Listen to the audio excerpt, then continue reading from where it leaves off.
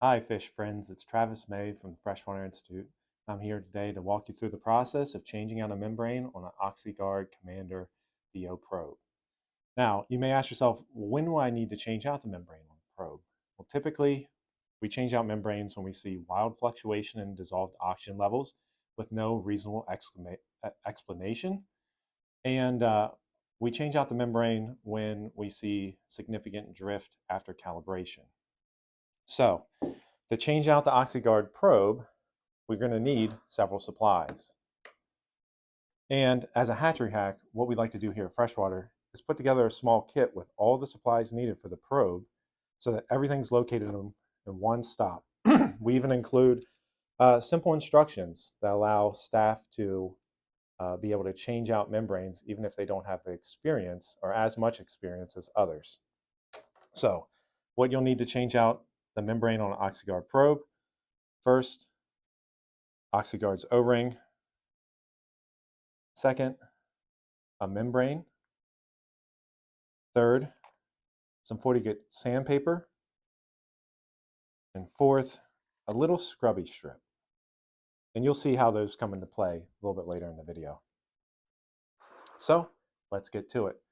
First step in changing out the membrane on an Oxyguard Commander probe is to open up the probe.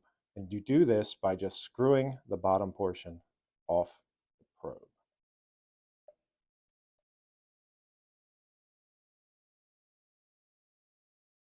Okay, so this style probe is a galvanic probe, and so it utilizes a cathode and a sacrificial anode.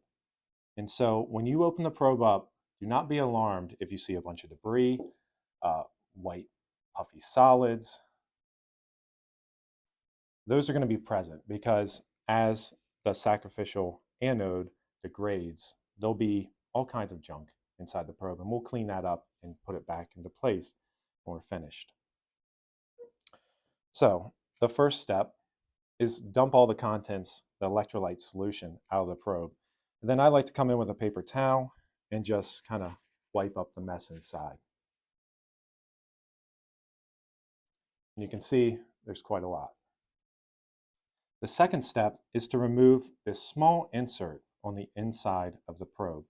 And to do that, I'm going to grab one of my little Oxyguard tools here. And if you don't have this tool that's designed to take this out, a nickel will do the same, small coin. And so we put the tool in there, and we just give it a twist.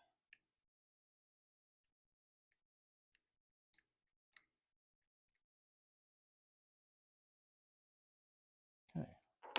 So this is the small insert that holds the membrane and gasket into the probe. And once that's out, we can just poke out the old membrane.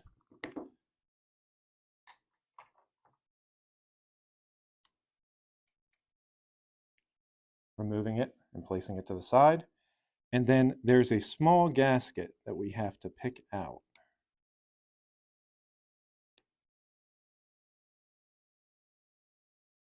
This can be challenging sometimes, so having a pick kit or a pair of tweezers or even a small screwdriver can be helpful.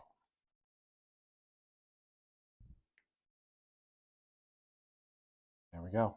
We got it. Now that everything's removed, we can start to reassemble the probe and put the new membrane in.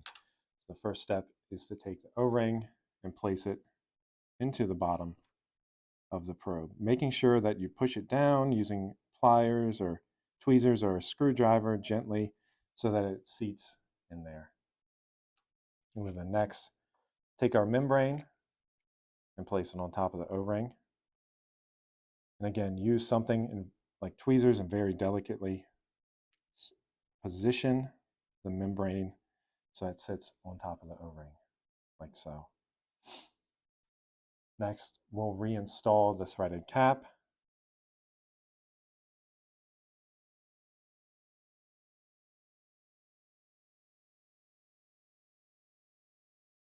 And when we install the threaded cap, we don't want to over tighten it to wrinkle the membrane. So I actually like to turn the probe like this, looking at the membrane itself and turning it so I can see that it's snugged up, but not over tightened and wrinkled, because that'll allow electrolyte solution to leak past.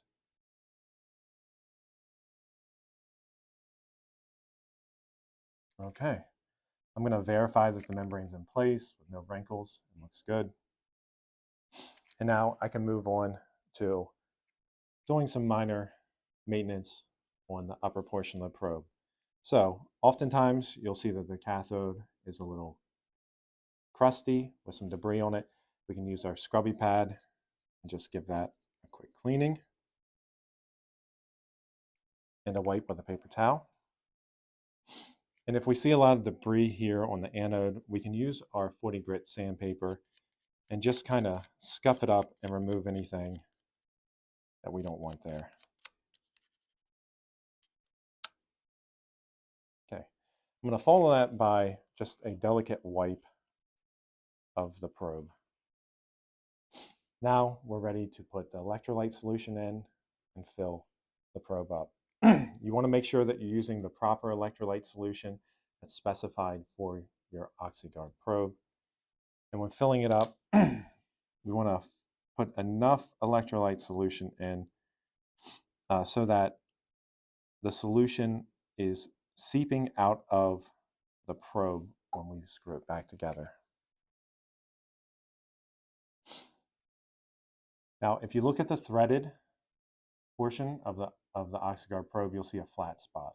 Oxyguard recommends that you leave that in up position as you thread the probe in to allow liquid to leave, therefore verifying that there's no airspace within the probe.